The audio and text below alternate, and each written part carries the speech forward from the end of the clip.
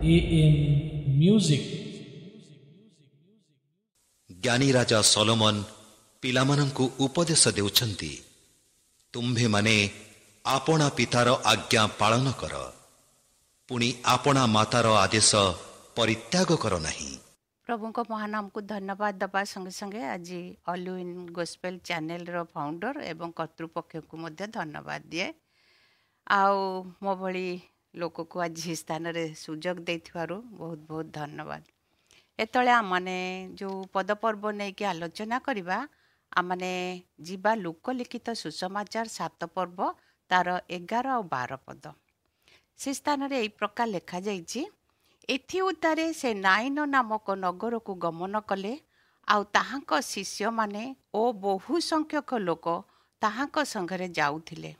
ସେ ନଗର ଦ୍ୱାର ନିକଟରେ ଉପସ୍ଥିତ ହୁଅନ୍ତେ ଦେଖ, ଲୋକେ ଜଣେ ମୃତ ମନୁଷ୍ୟକୁ ବାହାରକୁ ବୋହି ଆଣୁଥିଲେ।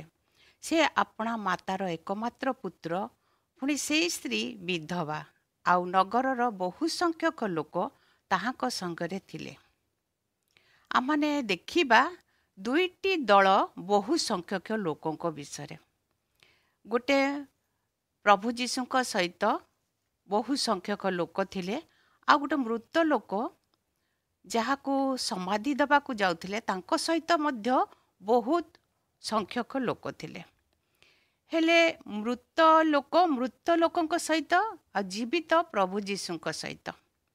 ପ୍ରଭୁ ଯୀଶୁ ପୁନରୁତ୍ଥିତ, ଜୀବିତ, କ୍ଷମାକାରୀ, ଦୟାକାରୀ, ପରିତ୍ରାଣଦାତା ପରମେଶ୍ୱର, ରୋଗ ସୁସ୍ଥକାରୀ ପରମେଶ୍ୱର ଇତ୍ୟାଦି ଅନେକ ବିଷୟ। କିନ୍ତୁ ମୃତ ଲୋକଟି ଶରୀର ପଡ଼ି ରହିଛି, କିନ୍ତୁ ତାର ଆତ୍ମା ନାହିଁ। ଆଉ ତାକୁ ହିଁ ବହୁତ ଲୋକ ବୋହିକି ନେଉଛନ୍ତି ସମାଧି କରିବା ପାଇଁ। ହେଲେ ଦୁଇଟି ଦଳର ବିଷୟ ଏଠି ଆଜି ଉଲ୍ଲେଖ ଅଛି। ଆମମାନେ ଆଜି କେଉଁ ଦଳର? ଆଜି ଆମମାନେ ଜୀବିତ ଦଳର ନା ଆଜି ଆମମାନେ ମୃତ ଦଳର? ହେଲେ ଆମେ ଯଦି ଜୀବିତ ଦଳର, ତାହେଲେ କିଭଳି କ'ଣ କରିବା? ଆଉ ମୃତ ଦଳର, ଆଜି ଆମେ ମୃତ ଦଳ ବିଷୟରେ କିଛି ଆଲୋଚନା କରିବା। ଯାକୋବ 2:26। ଆତ୍ମା, କାରଣ ଆତ୍ମା ବିନା ଶରୀର ଯେପରି ମୃତ, ସେହିପରି କର୍ମ ବିନା ବିଶ୍ୱାସ ମଧ୍ୟ ମୃତ। ଯିଏ ପ୍ରଭୁ ଯୀଶୁଙ୍କୁ ବିଶ୍ୱାସ କରେ, ସେ ଆତ୍ମାରେ, ଶରୀରରେ ସବୁଥିରେ ବର୍ଦ୍ଧିଷ୍ଣୁ ହୁଏ। ଯାହା ଆମେ ସବୁବେଳେ ସୁସ୍ଥ ସବଳ ରହିବା ପାଇଁ ଚାହୁଁ, ଆବଶ୍ୟକ ବି। ଗୋଟେ ମନୁଷ୍ୟ ଜଗତରେ ଯେତେବେଳେ ଥାଏ, ପରିବାର ପାଇଁ, ମଣ୍ଡଳୀ ପାଇଁ ଗୋଟେ ସୁସ୍ଥ ମନୁଷ୍ୟ ଆବଶ୍ୟକ। ଆଉ ସୁସ୍ଥ ରହିବାକୁ ହେଲେ ଆମେ ସୁଷମ ଖାଦ୍ୟ ଖାଉ, ଆଉ ବ୍ୟାୟାମ କରୁ, ନାନା ପ୍ରକାର ଶରୀରର ଯତ୍ନ ନେଉ।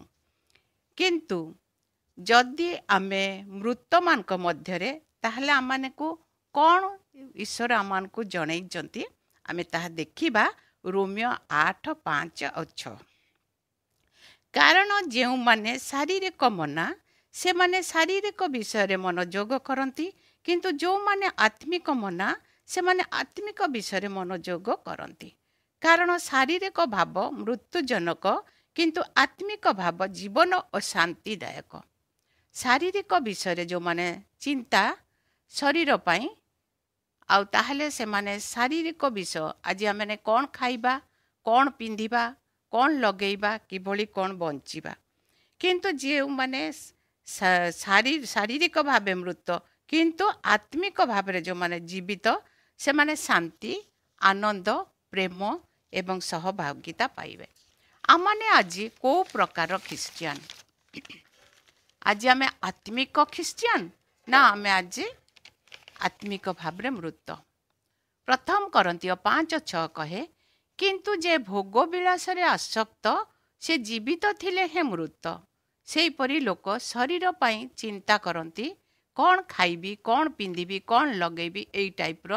ପୁଣି ସେମାନେ ଗୋଷ୍ଠୀ ମତାମତ ମନାନ୍ତର ବିଷୟ ବି ସୃଷ୍ଟି କରନ୍ତି। କିଭଳି ଭାବରେ? ସିଏ ପେଣ୍ଟିକଷ୍ଟାଲ, ସିଏ ବାପ୍ଟିଷ୍ଟ, ସିଏ ଲୁଥରାନ, ଏଇସବୁ ବିଷୟ ସେମାନେ ଚିନ୍ତା କରନ୍ତି। ଆଉ ସେମାନେ ବାଛନ୍ଦ ବି କରନ୍ତି, ବହୁତ ମତ ଆଣନ୍ତି। ସେମାନେ ମାନେ ସମ୍ମାନ ଖୋଜନ୍ତି ଜଗତରେ।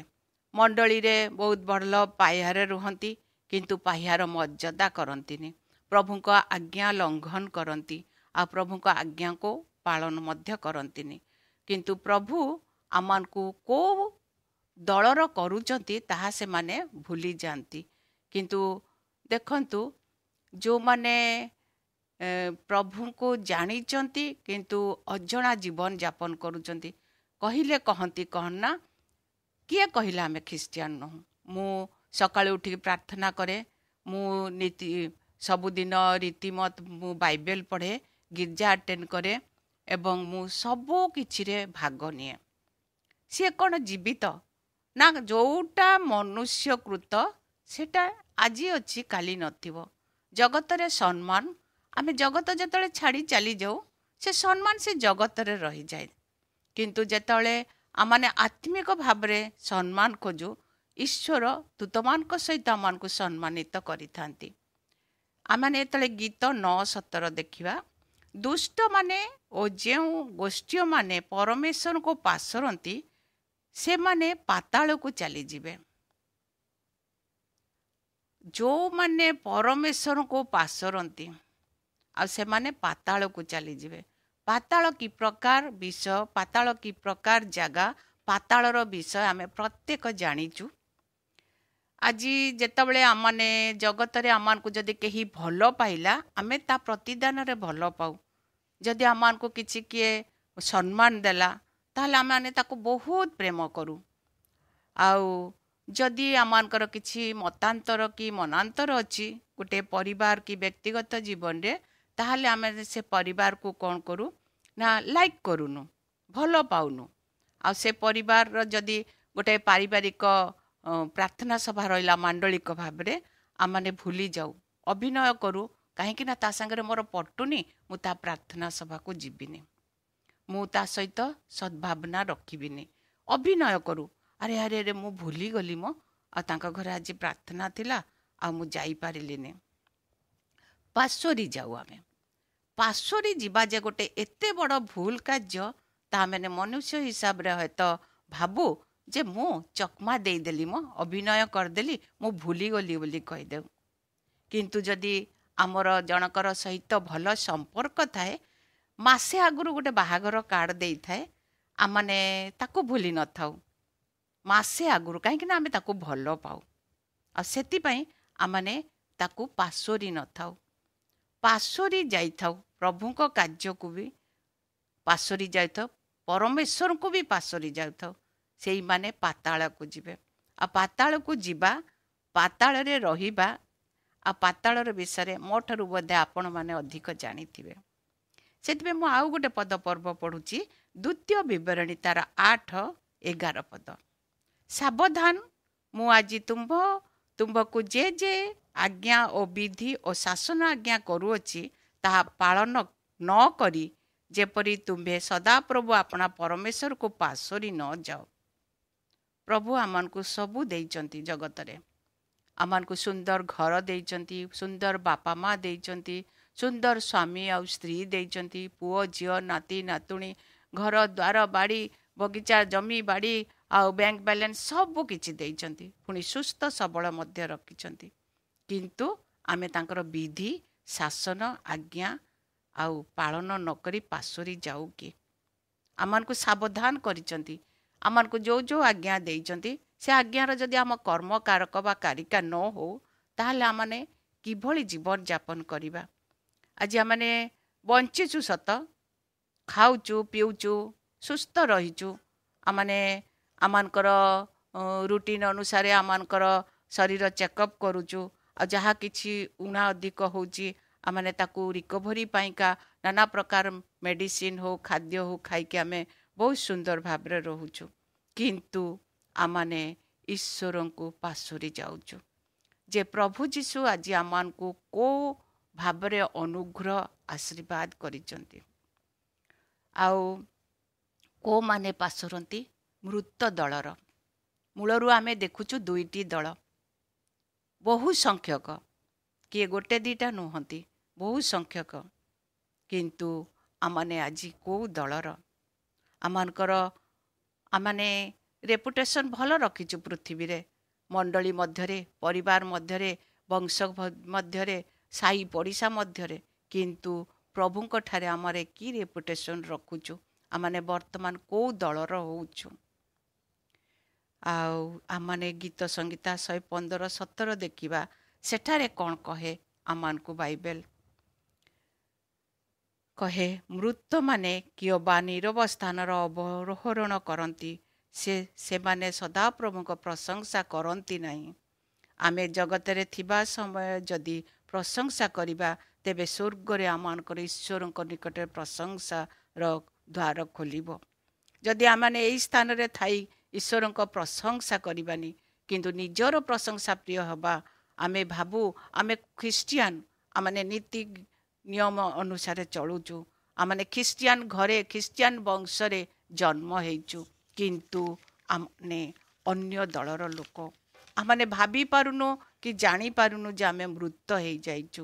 କାରଣ ଆମମାନଙ୍କୁ ବାଇବେଲ ଚେତନା ଚାଳନା ଦେଇ ଆମମାନଙ୍କର ଆତ୍ମିକ ଜୀବନକୁ ଉର୍ବର କରିବାକୁ ସବୁଦିନ ଗୋଟେ ଗୋଟେ ଟାବଲେଟ୍, ଯେମିତି ଆମ ଶରୀରକୁ ହୃଷ୍ଟପୃଷ୍ଟ ରଖିବାକୁ ଭିଟାମିନ୍ ଟାବଲେଟ୍ ଖାଉ, ଆଉ ସେମିତି ଆମମାନଙ୍କୁ ବାକ୍ୟରୁ କି ଟାବଲେଟ୍ ଆମଙ୍କ ବାଇବେଲରେ ଦିଆଯାଇଛି, ତାହା ମାନେ କିଭଳି ଭାବରେ ପ୍ରୟୋଗ କରିବା। ଏଠି ଯାହା ଫିଟେଇବା ତାହା ଆମମାନଙ୍କ ସ୍ୱର୍ଗ ରାଜ୍ୟରେ ଆମମାନଙ୍କ ପାଇଁ ଫିଟା ରହିବ। ଏଠି ମାନେ ଯାହା ବନ୍ଦ କରିବା ତାହା ଆମମାନଙ୍କ ପାଇଁ ସେ ସ୍ଥାନରେ ମଧ୍ୟ ବନ୍ଦ ରହିବ।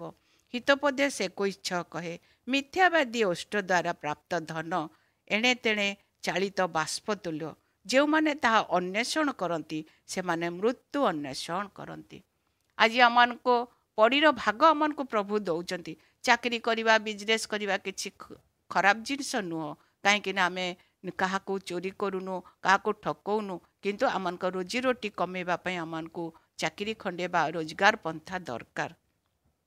କିନ୍ତୁ ମିଥ୍ୟାବାଦୀ ଓଷ୍ଠ ଆମମାନେ ହେରଫେର କରିକିରି, ଆଉ ଅଳ୍ପ ଦିନ ତଳର ଗୋଟେ କଥା, ହয়তো ଆପଣମାନେ ମୋ ଉପରେ ବିରକ୍ତ ହେଇପାରନ୍ତି, କିନ୍ତୁ ନିରାଟ ସତ କଥା କହୁଛି।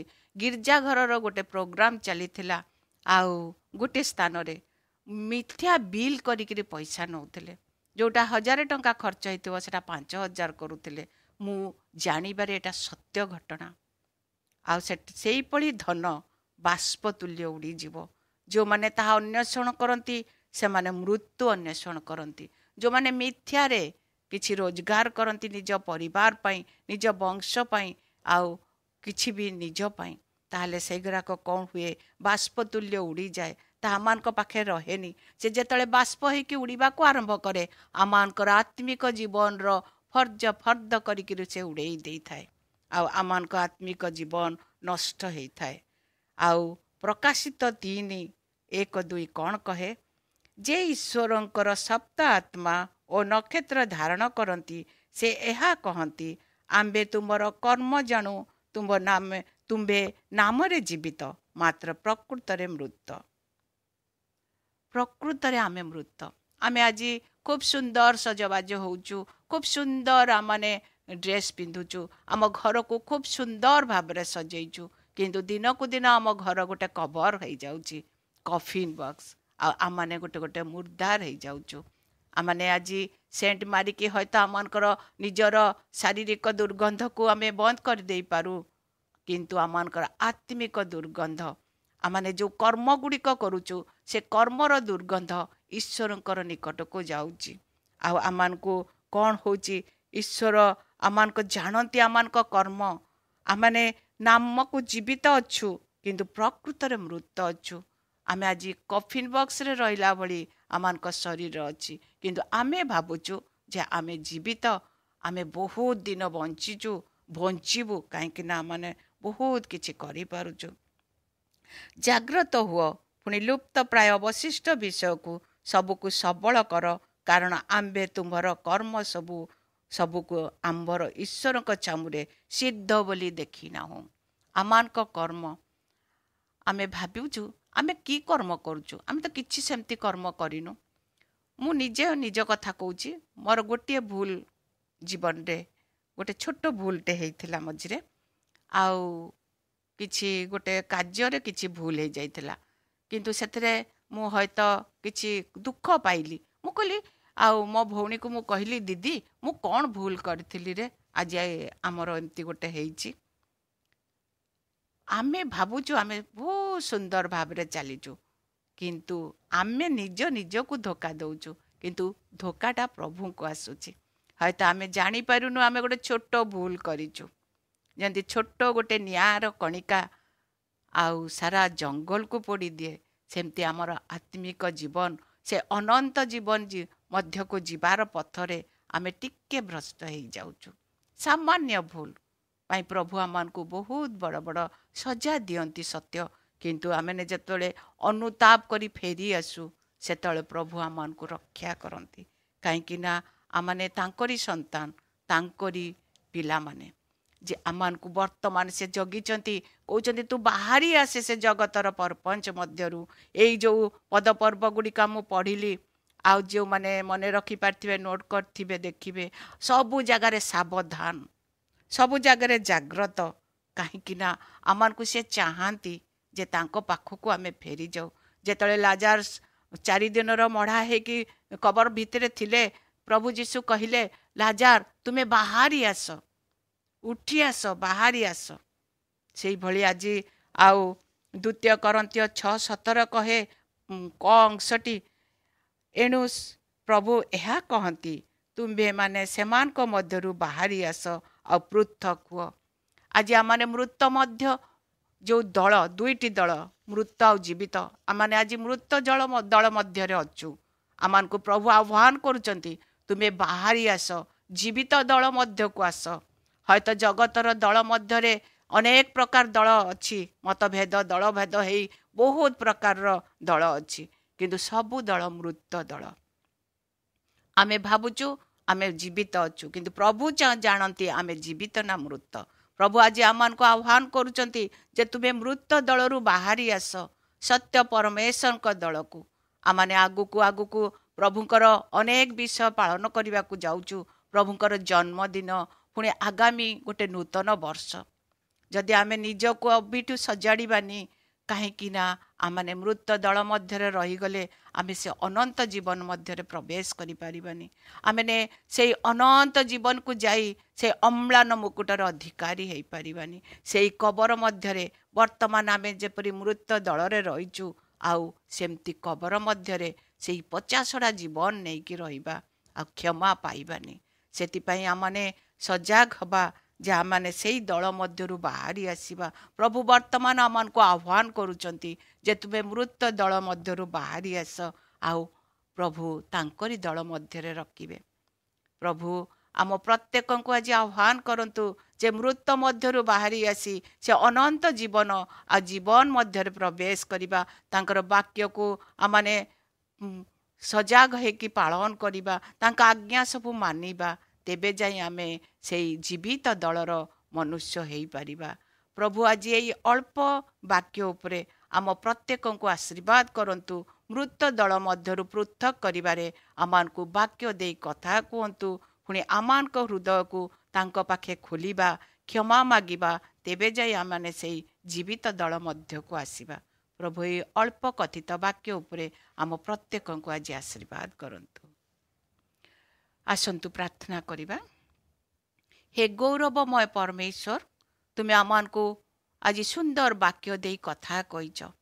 ଆମ ନିଜର କର୍ଣ୍ଣକୁ ତୁମ ଚରଣ ତଳେ ଦେଉଛୁ, ହୃଦୟକୁ ତୁମ ଚରଣ ତଳେ ଦେଉଛୁ, ମନ, ଆତ୍ମା, ଶରୀର, ଚିନ୍ତାଧାରାକୁ ତୁମ ଚରଣ ତଳେ ଦେଉଛୁ। ପ୍ରଭୁ ହয়তো ଆମମାନଙ୍କୁ ଆଉ ସୁଯୋଗ ମିଳିବ କି ନାହିଁ, ଆମମାନେ ଆଜି ସେଇ ମୃତ ଦଳରୁ ବାହାରି ଆସିବା ପାଇଁ ତୁମ ଚରଣ ତଳେ ମାଗୁଣି କରୁଛୁ ପିତା। ଏହା ଅନେକ ଜଣ ତୁଚ୍ଛ କରିପାରନ୍ତି ସତ୍ୟ, କିନ୍ତୁ ଆଉ ସମୟ ନାହିଁ ପ୍ରଭୁ ଆମମାନଙ୍କ ପାଖରେ। ଆମମାନଙ୍କୁ ତୁମେ ସେଇ ଜୀବିତ ଦଳ ମଧ୍ୟରେ ରଖ, ସେଇ ଅନନ୍ତ ଜୀବନ ମଧ୍ୟରେ ପ୍ରବେଶ କର ପିତା। ହେ ଆମମାନଙ୍କ ଜୀବିତ ରାଜା, ତୁମ ଚରଣ ତଳେ ଏତିକି ବିନତି କରୁଛୁ ପିତା। ଆଜି ଯେଉଁମାନେ ଏହି ବାକ୍ୟ ଶୁଣୁଛନ୍ତି, ଆଉ ଆମ ପ୍ରତ୍ୟେକଙ୍କୁ ସେଇ ବାକ୍ୟରେ ଅନୁପ୍ରାଣିତ କରି ଜୀବିତ ଦଳରେ ମଧ୍ୟରେ ରଖି ତୁମେ ସ୍ୱର୍ଗ ରାଜ୍ୟରେ ସ୍ଥାନ ଦିଅ। ଆମମାନଙ୍କୁ ତୁମେ ତୁମରି ପାଇଁ ଅନନ୍ତ ଜୀବନ ଦେଇ ବ୍ୟବହାର କର ପିତା।